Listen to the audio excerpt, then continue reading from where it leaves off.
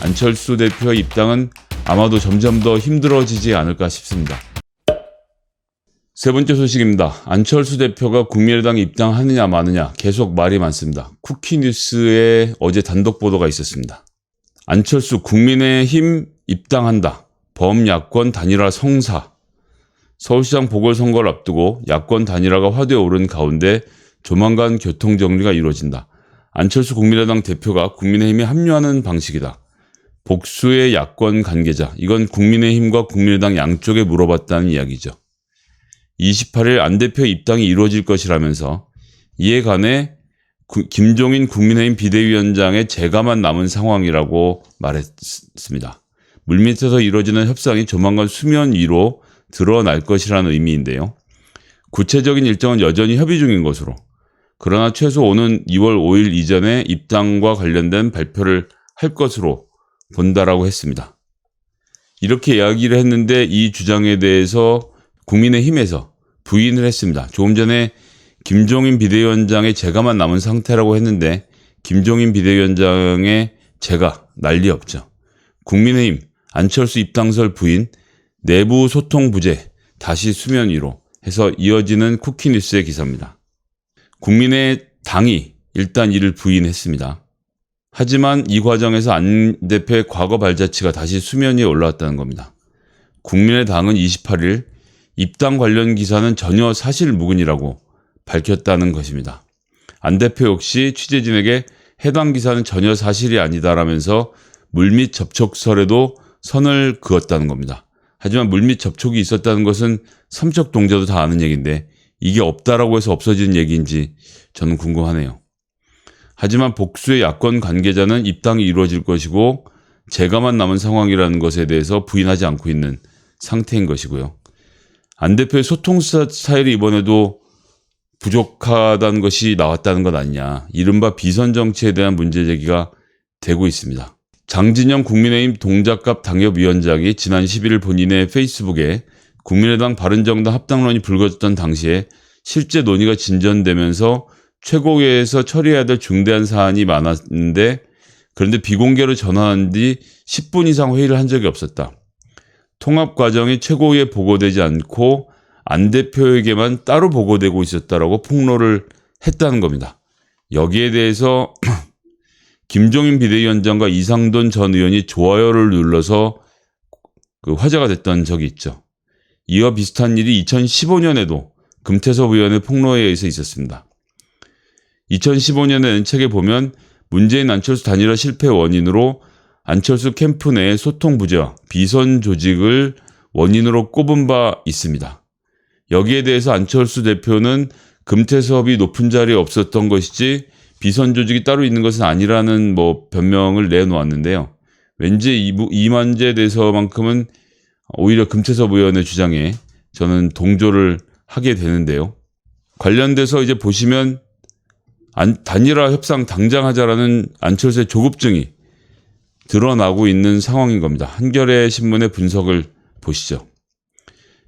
안철수 대표가 28일 1월, 2월을 그냥 보내며 굳이 3월에 시간을 쫓기듯 단일화할 협상을 이유가 없다라면서 국민의힘을 향해 단일화 실무 협상에 즉각 착수하자고 재촉을 한 겁니다.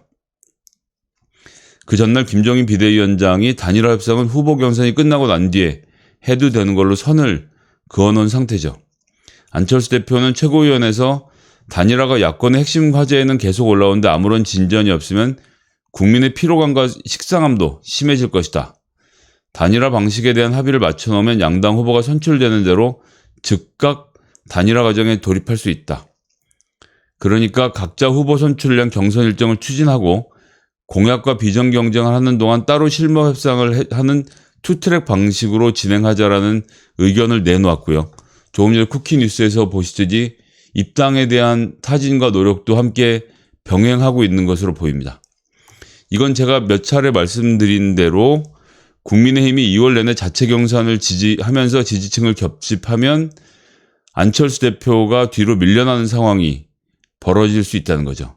경선 이후에 단일화 절차에 돌입하면 안철수 자신에게 불리할 수 있다고 보고 단일화 협상을 함께 진행해서 국민의힘 경선에 쏠린 시선을 분산시킬 필요가 있다라고 보는 것입니다.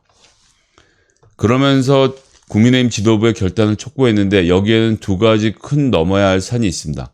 첫 번째는 2017년 대선 과정에서 안철수란 정치인을 겪어본 김종인의 경험입니다. 계속 말씀드린 찰스 맛이죠. 찰스 맛을 아는 김종인이 안철수의 이기적인 협상에 나설 이유가 잘 없습니다. 그리고 또 하나는 홍영표 의원의 비망록을 통해서 공개된 안철수 대표의 단일화 협상 과정입니다. 자, 홍영표의 비망록, 차마 말하지 못한 대선 패배의 진실이라는 제목의 책이 한참 전에 나왔었습니다.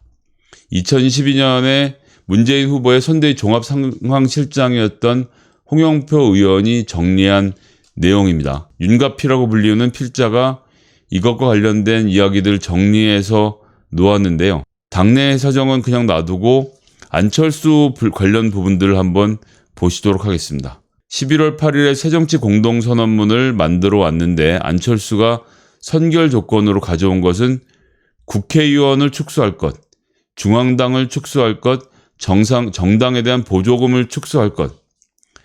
그의 정치 쇄신 아이디어에 대해서 모두가 기대를 갖고 지켜보고 있었는데 모든 내용이 국회의원의 숫자를 줄이고 비용을 줄이자는 것 외에 불가했다는 겁니다. 이게 얼마나 어처구니 없는 이야기인지는 제가 말씀을 드리지 않아도 여러분들이 아시겠죠. 국회의원 숫자를 줄이고 중앙당을 줄이고 정당에 대한 보조금을 줄이면 사법부하고 행정부만 신나지 정치는 아무것도 못하지 않게 되는 거 아닙니까? 국회의원 축소는 너무 말이 안 되는 얘기였고 다른 부분에서 진도를 나가자고 민주당이 요구를 하니까 민주당이 먼저 성의를 보여라. 무슨 성의를 보이라는 거냐? 기득권을 내려놓아라. 무슨 기득권을 내려놓으는 거냐? 국민들이 기대를 하고 있는 그것이 있다. 이것을 반복하면서 사흘이 흘러갔고 이해찬 박지원 사태를 말하는 거냐라고 사흘 후에 물어보니 우리 입으로 그렇게 말할 수는 없다라고 당 조직을 흔드는 것이죠. 새정치 선언 합의문에 들어가는 조항에서 안철수 쪽은 민주통합당은 국민의 신뢰를 얻지 못한 측면이 있다는 조항을 넣어야 된다라고 이야기를 했고요. 민주당은 그걸 기성정당으로 하면 안 되겠느냐 라고 이야기를 했고 이것을 가지고 또 사흘을 시간을 보냈습니다. 그리고 단일화 방식의 상견례를 했는데 안철수 캠프에서 친노 진영의 윤건영이 협상단으로 나왔으니 쟤를 빼달라고 요구를 해서 그걸 또 빼주었다고 합니다. 그리고 나서 백원우 의원이 페이스북에 안철수 쪽의 협상단인 이태규 씨가 한나라당 사람이라고 말을 하니까 백원우도 자르라고 해서 또 잘랐다는 것이죠.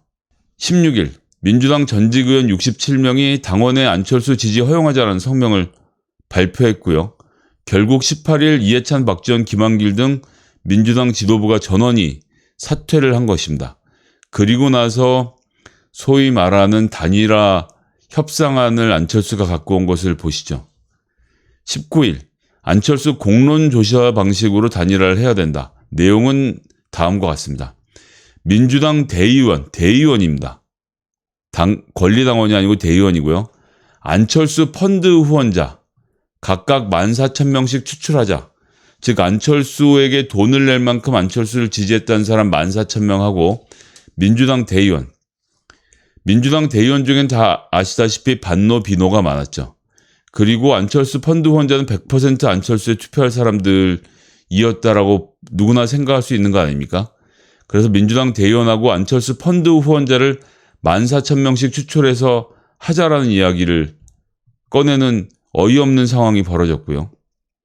그래서 민주당 쪽에서 일반 시민으로 하자라고 제안을 하니까 송호창 당시 안철수 캠프에서 민주당이 안철수 쪽의 룰을 위임하기로 했는데 말을 바꾼다는 점만 계속 반복해서 강조를 했다는 겁니다. 본인 펀드 절반에 민주당 대의원 절반을 하자는 안을 누가 받을 수 있겠습니까?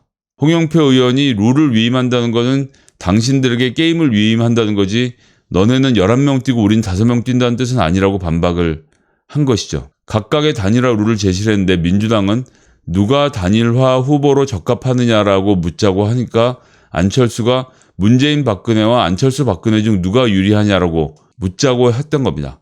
안철수 대표 방식은 역선택의 위험이 있었지만 안철수가 지지율이 앞서는 상황이어서 이렇게 하자라고 계속 우긴 겁니다. 문재인 대표가 결국은 알아서 하자라고 하고 막판 단판까지 진행을 해서 밤에 안철수 캠프의 박선숙 선대본부장이 가상대결 플러스 지지도로 하자라고 이야기를 했는데 단 하나의 기관을 통해서만 조사를 하자라고 우겼다는 겁니다. 기관이 여러 개가 있어야 공정성을 확보할 수 있는데 단 하나의 기관으로 하자라고 한 것이고요. 여기에 대해서는 토론을 할 수 없다라는 주장을 한 것입니다. 그랬는데 그런 상황을 토대로 급하게 여론조사를 해보니까 오차범위 넘게 문재인의 지지율이 우세였다라고 하는 겁니다. 그전까지는 안철수가 앞서고 있었는데 단일화 과정에서 지지율이 하락을 했고 그래서 안철수가 사퇴 기자회견을 했고 그러고 나서 안철수가 칩거를 했죠. 12월 5일 문재인 대통령 후보가 안철수네 집을 방문을 했는데 안 만나줬고 이때도 알고 보면 안철수 캠프에서 적극적인 모양새를 취해달라고 해서 급하게 찾아간 것인데 안 만나준 상태였고 드디어 12월 15일에 돼서나 안철수 대표가 광화문에 올랐다는 것입니다. 자, 이렇게 단일화 협상을 진행했던 전력을 갖고 있는 안철수 캠프를 김종인 비대위원장이 모를까요? 국민의힘이 모를까요? 국민의힘 내부에서는 여러 가지 의견들이 엇갈리고 있겠지만 어쨌거나 안철수를 부각시키면 그래서 김종인 비대위원장만 밀어내서 개혁을 실패하게만 만들면 된다라는 생각이 지금 또 이들의 머릿속에는 들어있는 것입니다. 이번 서울시장 보궐선거만 중요한 게 아닙니다. 이 모든 문제를 결정하는 국민의힘 내부의 국회의원들, 그중에서 67%를 점하고 있는 영남 지역의 의원들의 의중, 2024년 본인 선거에 무엇이 유리할 것인지에 대한 판단, 김종인에 대한 비토, 이런 것들이 복잡하게 얼기설기 얽혀서 이번 단일화 국면이 진행이 되는 것입니다. 안철수 대표의 입당은 아마도 점점 더 힘들어지지 않을까 싶습니다.